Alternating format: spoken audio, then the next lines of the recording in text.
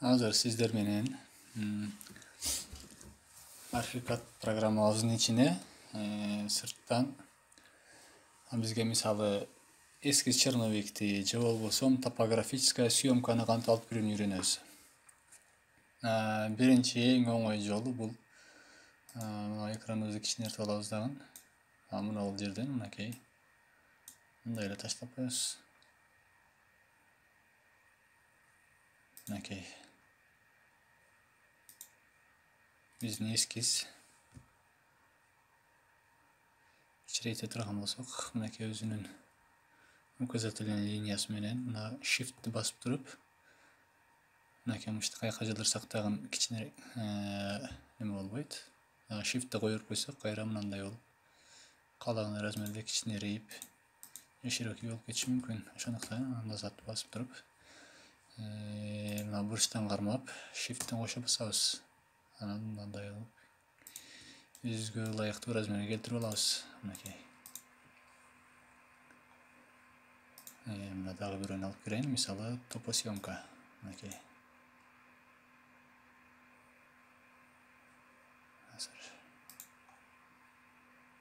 Мынакей.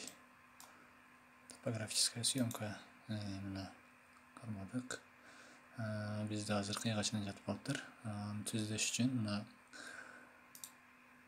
левый мышты басып,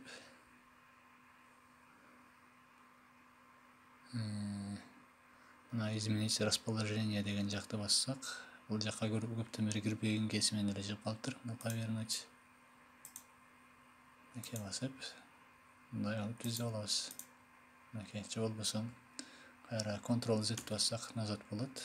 Оңой жолу. Колуңуздарды мына горячая клавишага үйрөтүшүңүз керек. Мына мисалы Ctrl менен E'ни басасыздар. Мынакей. Мына кайра чыкты сразу. Мынакей, мындай айландырып алабыз. Мына. Ошентип иштесеңиздер болот. Мына дагы Ctrl E'ни басабыз. Мына чыкты. Раз чойдук. Түздеп алабыз. Кыйгачыраак болсо Ctrl E'ни басып, градус беребиз. Мисалы 45 градус. Мына жака 45 градус. Бизге азыр мына түзүнөн эле керек. Мынакей. Эми бул топосъемканы алып кирүүнүн экинчи жолу өчүп турайлы.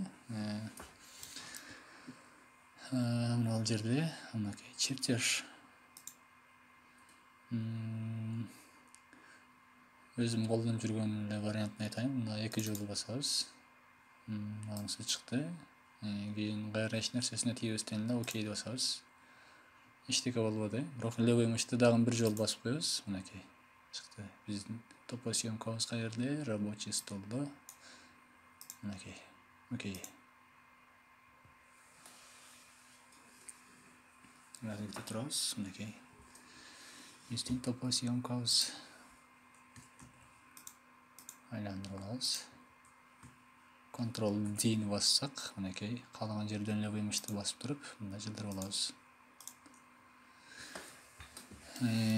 Бул жактан алып киргендин өзгөчөлүгү, муну кармагандан кийин мына запомнить в проекте деген птичканы басып койбосоңуздар, проектти компьютериңиздан флешкага көчүрүп, башка компьютерден ачканыңыздарда, мына топосъемка көрүнбөй калат. Ошондуктан муну басып коюшуңуздар керек болот. Мынакей, эми дагы бир өзгөчөлүгү, бул жактан алып киргенде, мына мисалы чоңойтуп кичирейте турган болсок, мынаны басабыз, мынакей. Мына бул. Мына буларды баса турган болсок, мынакей. Жарымы көрүнбөй калат. Мынакей.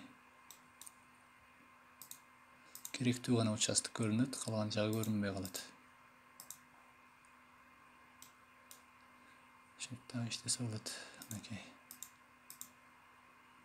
Же болбосо мындай кылып.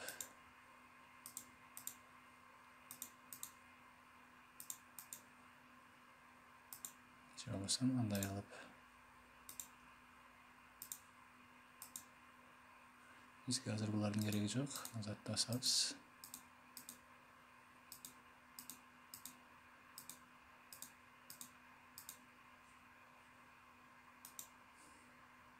Ошол мына баса турган болсок, мына жалпы Kichreytip көрсөтөт.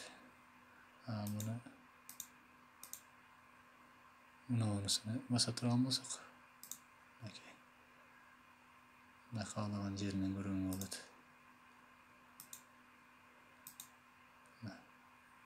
Үйдөрөөк. Ctrl-Z назад бизде кайрылды.